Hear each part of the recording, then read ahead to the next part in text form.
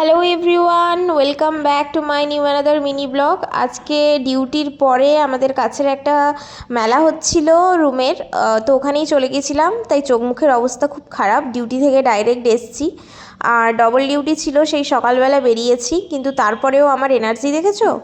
Duty করে মেলায় চলে এলাম, এসে ফার্স্টে ঘুগনির দোকান দেখতে পেলাম, খিদেও পাচ্ছিলো, তাই 1 প্লেট ঘুগনি নিয়ে খেলাম।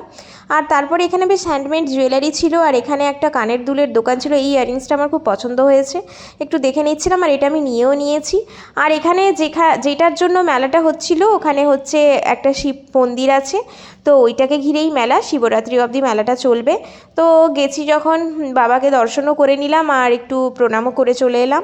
তারপরে এখানে এসে একটা সানগ্লাসের দোকান ছিল, তো ওখান থেকে সানগ্লাসগুলো পরে পরে দেখছিলাম কেমন কি লাগে। আর বেরানোর সময় একটা মিষ্টির দারুণ দোকান ছিল, তো ওখান থেকে রসমালাই খেয়ে আজকের বাড়ি চলে গেলাম। টাটা।